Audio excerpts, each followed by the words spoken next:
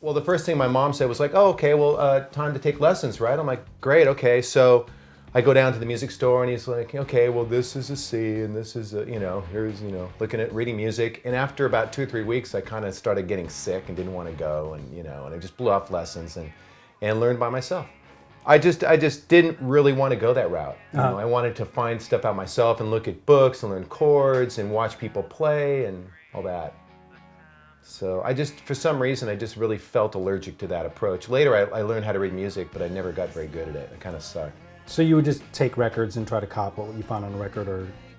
Yeah, that's what I sort of did. I did a lot of that, and then at a certain point I started reading music more and learning some classical pieces and some jazz things. I was like in the college jazz band or whatever. I sort of dabbled, and then at a certain point I couldn't stand anymore. I'd stop or whatever. The particular engagement would end, and that would be it. But pick up some tricks along the way, basically. 1, 2, 3, 4.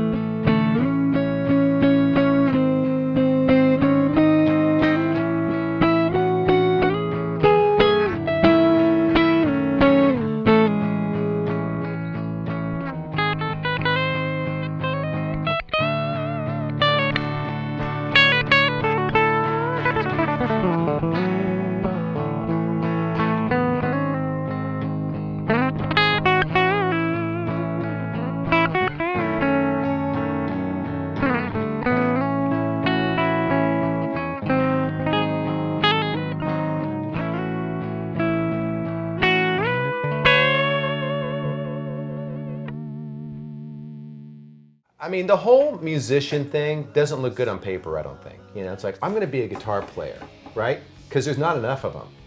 I think that's what the world needs now. It's guitarists, sweet guitarists.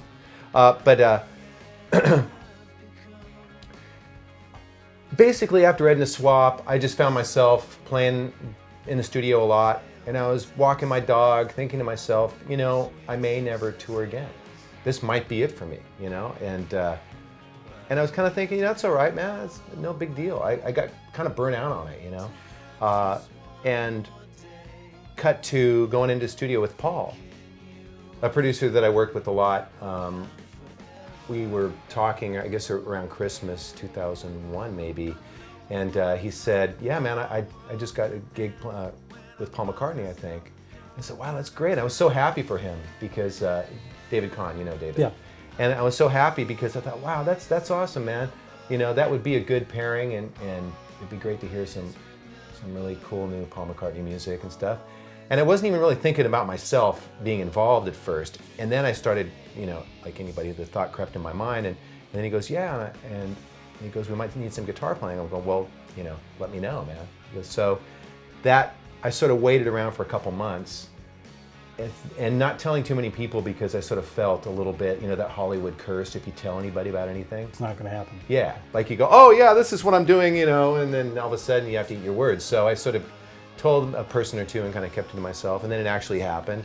And I found myself in the studio. It was at Henson, which used to be A&M, and I walked in the door, and I didn't see him, but these people with English accents were hanging out, and I met some of them, and then I finally met Paul, and that was kind of a sort of a tense moment. It took me a while to get used to being around him because I was such a fan, from an early age, in the like that early, like the 5-year-old kind of way. You know what I mean? That you can't really. It's before you had any logic or any bearings on like adults were really tall, and So you ended up working on the entire record, and then they asked you at the end of the record if you'd want to go on tour. Is that kind of how it happened? He doesn't. Paul doesn't really. He waits to say same thing with the Hollywood Curse. Until he's really sure about something, he doesn't say it. So I think that he doesn't really have to tour. It's up to his. He's on such a different level, and just in every way. He doesn't need to gig. Yeah, it's all basically because he feels like he wants to. He would enjoy it. It would be a benefit to his life. So we did the very first gig actually with Paul was sort of. Once I did that, I thought, I can do anything, because it was at Madison Square Garden, playing with David Bowie and The Who and the Stones and all these huge bands right after 9/11, and then we went on Last, and when the gig was happening, part of the thing of a gig, you always dream like, ooh, Woodstock or whatever. You go, the lights and and the vibe, and you get used to that playing larger gigs. But I'd never no, I had played arenas actually. I'd played arenas, but I'd never played Madison Square Garden. So, but playing with all these people, and then you go out there, we walked on stage, and it's all white lights, just house lights, because they're filming it because, the firefighters in the front, and the whole thing was for 9/11, and it was such an intense, emotional day, The feeling sort of was like, I've done this before, I can do it, this is amazing, wow, what a trip. But it was also sort of like there was no real glue or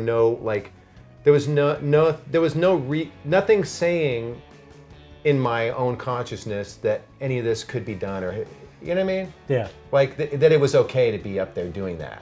Now, when you play with Paul on like Beatles songs, is he particular about what you should play? Like, does he want you to play the Beatles parts exactly?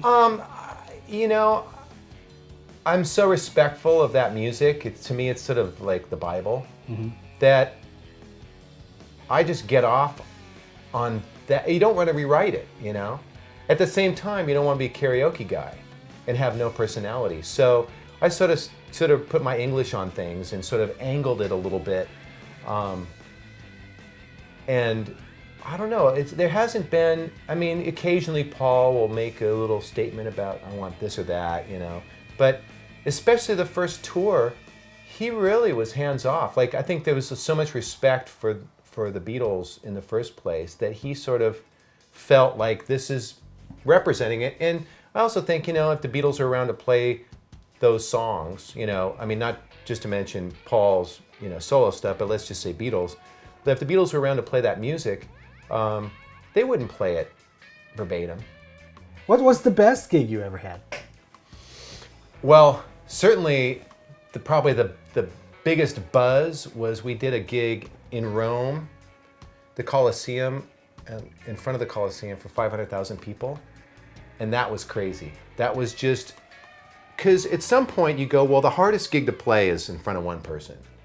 2 is a little easier. 10 people is a little easier. You know what I mean? Like, the more people there are, the more sort of agreement that there's a reason for everyone to be there is, right? So, and you think, well, what's the difference between 10,000, 100,000, and 500? Well, there is a difference. It was trippy because it was like a river. Like, at a certain point, we're playing Let It Be or something. Everyone's holding up their lighters, and it was like a river of fireflies going off the edge of the earth. Like, you could not see the end. There's so many people. And they actually had screens and PA. That like here's the stage, and they have a screen and PA. And then you go about 50,000 people, then more screens and PA. Another 50,000, more screens. And this went on like for like, I don't know, 10 or 20 of them. And they somehow like aligned the visual and like they had the math together. Timeline, yeah. Wow. And it was just like, what am I doing here? Cool, I'll play,